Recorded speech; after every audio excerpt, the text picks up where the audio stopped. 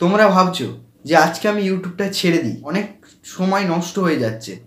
একজন নতুন ক্রিয়েটারই কিন্তু ভাবে, কেননা একজন পুরনো ক্রিয়েটার এই যে কঠিন সময় সেটা পার করে গিয়েছে, কিন্তু সে কোনোদিনও ইউটিউব কুইট করবে না।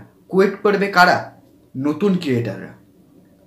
তো বন্ধুরা, তোমরা যদি ভাবো আমার ইউটিউবে কিচ্ছু হবে না, আমি ইউটিউব কুইট করে দিচ্ছি বলে তোমরা যদি ইউটিউব থেকে চলে আসো, তুমি কখনোই একজন সাকসেসফুল ইউটিউবার হতে পারবে না। তুমি ভাবো যে আমি 50টা ভিডিও আপলোড করে দিয়েছি, 100টা ভিডিও আপলোড করে দিয়েছি, আমার ভিডিও ভাইরাল হচ্ছে না, আমি ইউটিউবটাকে ছেড়ে দিই, আমার দ্বারা ইউটিউব হবে না। তোমরা যদি এটা ভেবে থাকো, এটা কিন্তু ভুল।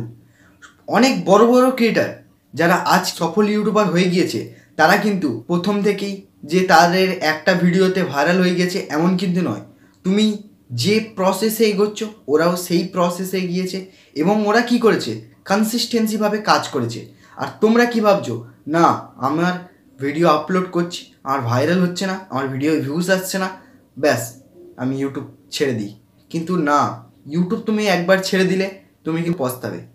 হ্যাঁ, আজকে তোমার সাকসেস হচ্ছে না, কিন্তু দুদিন পরে হয়তো তোমার সাকসেস আসবে।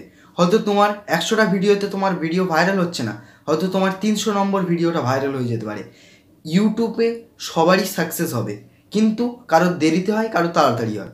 বড় বড় যে ক্রিয়েটার এখন আছে, তাদের এই দিনটা পার করে গিয়ে তারা একজন সাকসেসফুল ইউটিউবার হয়েছে। তুমি ভাবছো যে এত কষ্ট করে এডিটিং করছি, এত কষ্ট করে থাম্বনেল বানাচ্ছি, এত সুন্দর করে ভিডিও বানাচ্ছি, তাও আমার ভিডিও ভাইরাল হচ্ছে না।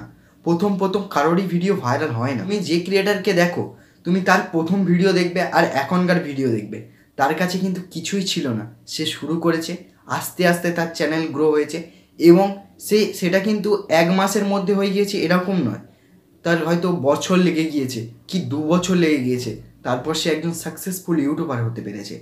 তোমরা যদি ভাবো আমি ইউটিউবে এত সুন্দর ভিডিও আপলোড করছি, বেশি ভিডিও আপলোড করে দেবো, তো আমার চ্যানেলটা তাড়াতাড়ি গ্রো হয়ে যাবে, এমন কিন্তু নয়।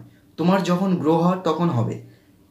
তুমি ভাবছো যে আমার চ্যানেল গ্রো হচ্ছে না, আমি ইউটিউবটাকে ছেড়ে দিই, এটা কিন্তু সবথেকে ভুল জিনিস তুমি ভাবছো।